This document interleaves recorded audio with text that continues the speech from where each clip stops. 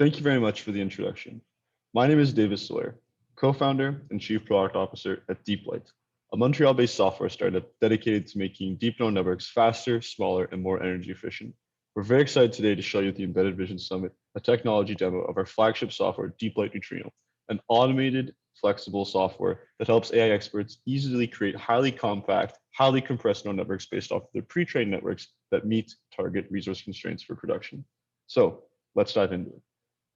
As was mentioned, we focus on optimizing DNNs themselves to meet a number of objectives, and this is really across multiple verticals. And as we'll see in the demo, we do focus on specifically fully connected NLP models, or really CNNs and convolutional neural networks. So in the demo, we're going to show how we can take our software, which is available on GitHub. We'll talk about in a little bit the community version as well, but how we can easily take this software, optimize these models, and make more compact versions of them.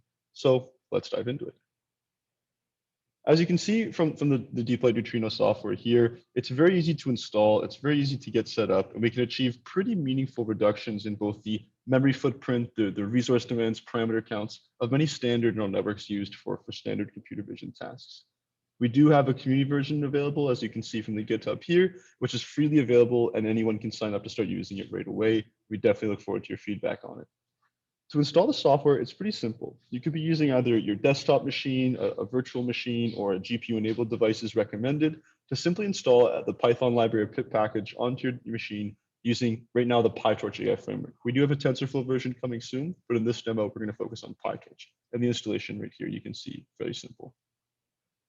So once the software is installed, we want to get up and running and optimize the neural network.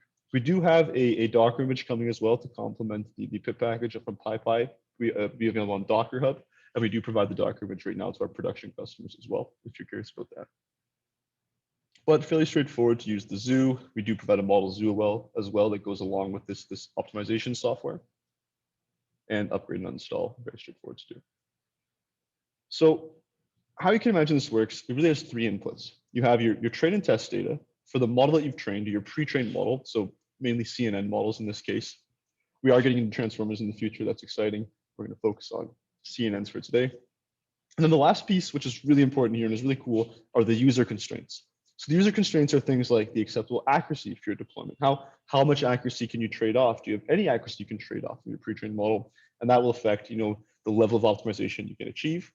Of course, the compression rate itself, that's something really cool that we can control and throttle to try and find the most optimal trade-offs that we need to make when we're taking these models and making them targeted for inference and production deployment. And then handing off these three inputs, the constraints, the model, the data set to Neutrino, then asking Neutrino to run a different mode or the preferable mode for this optimization to produce an optimized model that can then be taken, deployed across the millions and billions of devices that are out there on the edge. So as was mentioned, right now focusing on the PyTorch framework, very cool, very powerful framework for training deep neural networks, very popular too. We definitely have some work on TensorFlow going on as well, and have done a number of cases there. But PyTorch we're going to focus on in this example. And so the first part here, you can either take a standard data set for testing or your own custom data set with custom data loaders as well. That's totally possible. That's the first input here with your train and test splits.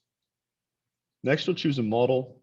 So it could be your own pre-trained model, custom model, could be a standard model, could be a model from the DeepLight Zoo as well. And then you take these two inputs and hand them to the optimization engine.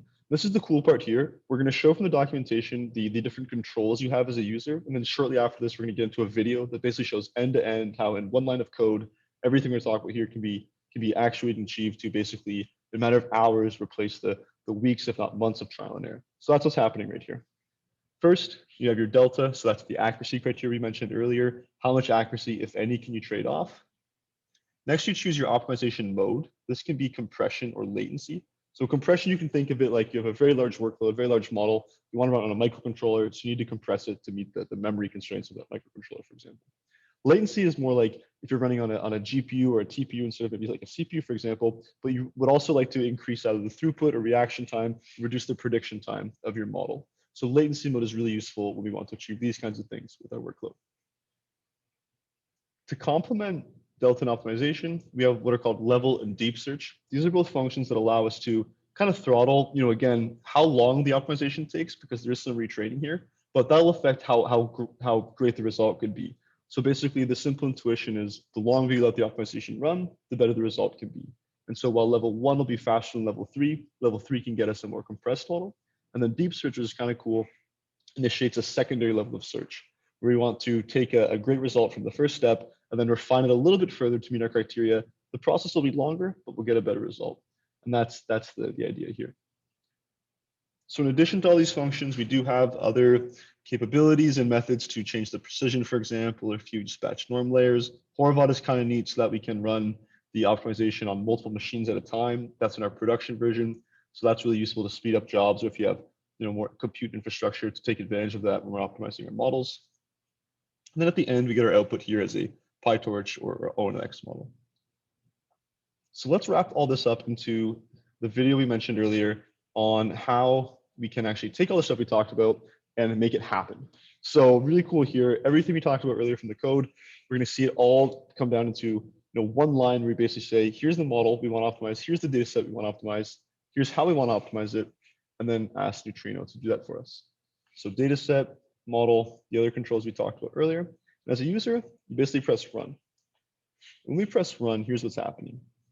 The engine is going to first profile the model. It's going to say, okay, what's in it? What do you need me to do? What's the acceptable accuracy criteria? And then it's going to initiate its search. It is going to also estimate for us how long it thinks the search is going to take. And as you see here, we had a less than 1% reduction in accuracy, a 28x reduction in model size, and that's in full precision. So from 76 megabytes to 2.7 megabytes, if we quantize this with simple int8 quantization, we could have a less than 1 megabyte model. The memory footprint is reduced by 12x and MAC reduced by 5. This all happened in less than 3 hours. The results are super exciting. You can find these on GitHub in our academic papers as well. We'd love to get your thoughts on them. And again, we invite you to try out the community version we just showed you. Thank you very much for joining our demo today. We really look forward to your feedback and look forward to the Q&A session. Thank you very much, everyone.